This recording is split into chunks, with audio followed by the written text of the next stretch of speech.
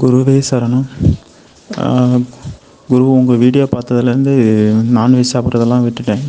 மனசே ரொம்ப நல்ல நிலைக்கு வந்துட்டு, நல்ல நிலைனா எது மேலேயும் ஆசை இல்லை. வாழ்க்கைனா எது தேவைன்னு நல்ல புரிதல் வந்துச்சு. உங்கள் கிளாஸ் அட்டன் பண்ண பிறகு வாழ்க்கைக்கு எது முக்கியம் அப்படின்ற ஒரு நல்ல புரிதல் வந்துடுச்சு. யார் மேலேயும் கோவம் இல்லை, எல்லார் மேலேயும் அன்பாக இருக்குது. டெய்லியும் பயிற்சி பண்ணுறேன். இது தொடரணும்னு, டெய்லி பண்ணணும்னு மட்டும்தான் எனக்கு ஆசையாக இருக்குது. இதுக்கு எந்த தடங்கள் வராமல் இருந்தால் நல்லாயிருக்கும். எப்படி உங்களுக்கு நன்றி சொல்கிறதுன்னு எனக்கு தெரியல. டெய்லி பயிற்சி பண்ணுறது மட்டும்தான் உங்களுக்கு நன்றி சொல்கிறது கரெக்டாக இருக்கும்னு நினைக்கிறேன். ரொம்ப ரொம்ப நன்றி. எங்களுக்கு குருவாக கிடைச்சது ரொம்ப ரொம்ப நன்றி. எப்படி உங்களுக்கு நன்றி சொல்கிறதுன்னு வார்த்தையால் சொல்ல முடியல. நன்றி, வணக்கம். குருவே சரணம். அனைவருக்கும் வணக்கம். பல சித்தர்கள், மகான்கள், யோகிகள், ஞானிகளோட கருத்துக்கள்லேயே நிறைய கருத்து வேறுபாடுகள் இருக்குது. ஆனால் இதில் நீங்கள் தெரிஞ்சுக்க வேண்டியது என்னென்னா, இதை ஒரு சந்தேகமாகவே கேட்குறீங்க. அப்போ அவங்க தப்பாக சொன்னாங்களா, அவங்க பார்த்தீங்கன்னா அவங்களுடைய கருத்துக்களில் ஏதாவது ஒரு மாற்றம் பண்ணணுமா, அப்படிலாம் ஒன்றுமே கிடையாது. நான் சென்னைக்கு விழுப்புரம் வழியாக வந்திருப்பேன், இன்னொருத்தர் மலேசியா வழியாக வந்திருப்பார், இன்னொருத்தர் சிங்கப்பூர் வழியாக வந்திருப்பார், இன்னொருத்தர் கடல் வழியாக வந்திருப்பார். ரூட்டு வேறையாக இருக்கும், ஆனால் டெஸ்டினேஷன் சென்னை தான். அதுபோல் உண்மையை அடைஞ்சவங்க பல மார்க்கங்கள் வழியாக வந்திருக்காங்க. மார்க்கங்களை தான் மதங்கள்னு அப்புறம் மாற்றிட்டாங்க. மார்க்கம் என்றால் வழின்னு அர்த்தம்.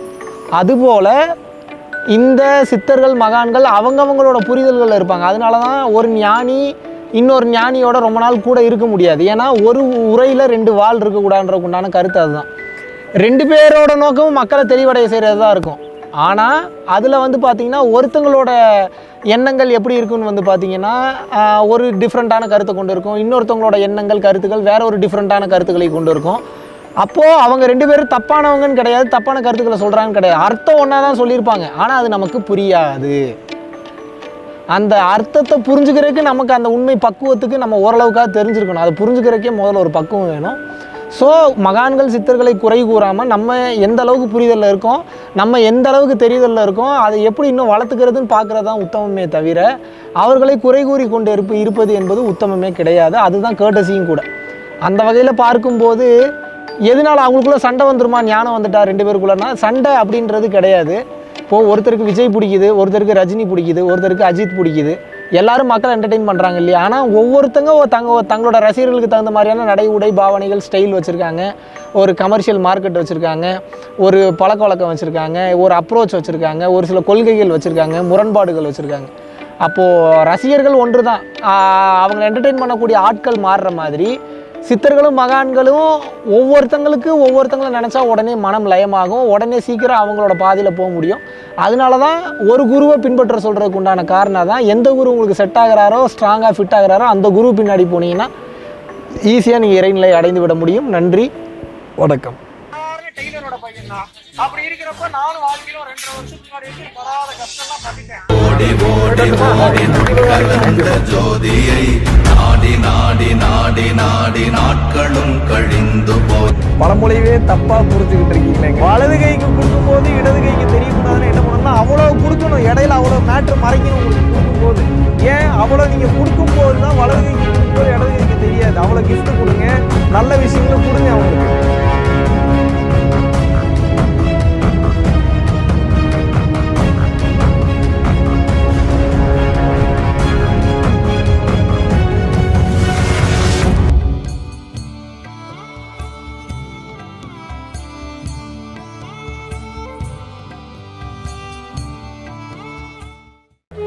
நீங்கள் எல்லோரும் ரொம்ப ஆர்வமாக வெயிட் பண்ணிகிட்டு இருந்த டைரக்ட் கிளாஸ் அனௌன்ஸ் பண்ணுறோம். ஏன்னா பல பேர் பார்த்தீங்கன்னா ஆன்லைன் கிளாஸு வெளிநாடுகளில் இருக்கிறவங்க, வீட்டிலே இருந்துட்டு வெளியில் வர முடியாமல் இருக்கக்கூடிய ஹோம் மேக்கர்ஸ் நிறைய பேருக்கு ஆன்லைன் கிளாஸ் கொடுத்துட்ருந்தோம். டைரக்ட் கிளாஸ் எடுக்கலாம் அப்படின்னு நீங்கள் எல்லாம் கேட்டுக்கொண்டதற்கு இணங்க நம்ம பரம்பொருள் ஃபவுண்டேஷனுடைய டீம் இணைந்து என்ன டிஸ்கஷன் பண்ணி என்ன முடிவு எடுத்திருக்கோம் அப்படின்னா, வர்ற ஆகஸ்ட் 21, 22 சனி மற்றும் ஞாயிற்றுக்கிழமை கொடைக்கானலில் டைரக்ட் கிளாஸ் கண்டக்ட் பண்ணுறோம். ஸோ ரொம்ப லிமிட்டட் சீட்ஸ் மட்டும்தான் இருக்குது. வர 21, 22 கொடைக்கானலில் ஒரு அற்புதமான ஒரு சூழ்நிலையில், ஒரு ரம்மியமான சூழ்நிலையில், ஒரு அற்புதமான ஒரு வேறு லெவல் ஒரு லொக்கேஷனில் உங்கள் எல்லாரையும் சந்திக்கிறேன். நன்றி, வணக்கம்.